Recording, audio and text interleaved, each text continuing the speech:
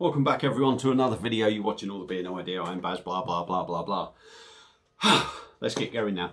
A few days ago, Friday afternoon to be precise, I reviewed the Affligem Blanche. Now this is compatible with this machine in the background, the beermonster 5 litre draft machine thing. Now these Heineken kegs are pre-gassed, so you don't need to connect this up to the CO2 thing on there. You can just connect them up to the tap and they pour. Now, on the day when I've done the first beer, or done the first review, or done the review of it, never mind the first one, it's just the first one, I was very impressed with the pour, because these can be rather lively, and when you do it from these taps, they can be rather lively, and lively all the way down to the bottom of the keg. Now, through the beermonster thing, it was nowhere near as lively. It seemed more of a controlled pour. Now, that was Friday afternoon. I poured a beer out of it on Friday night. Since then, I've not touched the machine. So, these say these will stay good up to 30 days. Now, it's been in there and there's no CO2. Obviously it's all attached, so you would think that it would stay good. But I've poured a beer from there today and it does seem a little bit dead, a little bit lifeless. Not completely dead, but nowhere near as good as it was from the start. So I've decided to take the keg out and install the tap on it that actually comes with this keg, which is what it's meant, you know, these kegs are meant to be poured with this tap, if you like, although they are compatible with that to use. So I'm going to put this tap on and pour myself a beer from here, just to see if the beer has actually died from being in there. Maybe it's leaked, some air's been getting out and it's not been so lively from sitting in there, or whether it is just the tap, and because it doesn't pour so wildly as this, maybe it's just because, you know, obviously it's died down a little bit over a few days, and maybe that's just the reason. Maybe it'll still be a bit wild through here. So I'm going to connect this up now, the tap that comes with it, and we are going to see how this pours. So bear with me for 2 seconds. It's a little bit of experimentational video now. So there we go, the tap's installed on top. So I'm going to pour a beer and see if the beer has actually gone real dead, or whether it's just because it's lost a little bit of life, and because it's not so wild out there, it just seems like it's a little bit dead. So let's go in with a pour and see what we get. And obviously I've been throwing this about, so straight away I can tell now. Straight away I can tell. So, there we go. Obviously I've picked this keg up, I've pulled it out, it's probably had a bit of movement and everything. But when I poured a beer before from the machine, I struggled to get a head on it. I had it tilted and everything. But it does pour quite slow from that. But clearly, when you put this tap on, it really does pour quite quick. It does have a big nozzle on it. I'm not sure, I don't think the nozzle is that big on that tap. It's got a very small pipe line on it. So it might be a bit smaller, but you'd expect a bit more head on it. But looking at it there, I mean, obviously it's settling.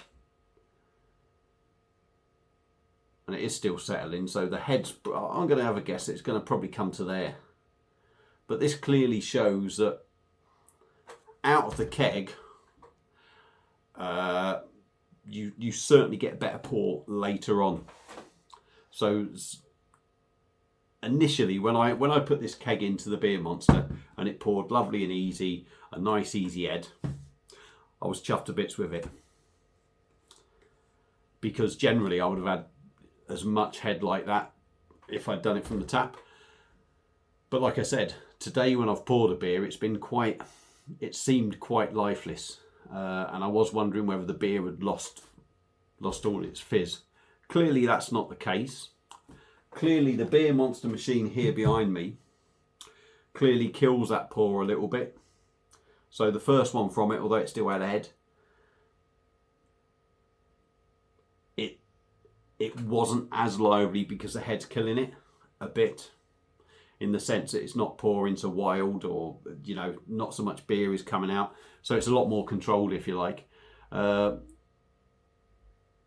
yeah, I think with the beer sort of dying down a bit, it's shown pouring it from there. But clearly putting this tap back on again, that there's clearly no issue with it. So I'm going to dive in and just give it a taste, and we'll see how it goes.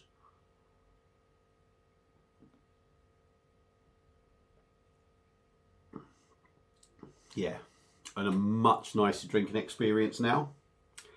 Does seem to have lost a little bit in its life, I would say, on the taste. Just, although you got that nice big head, which is clearly better.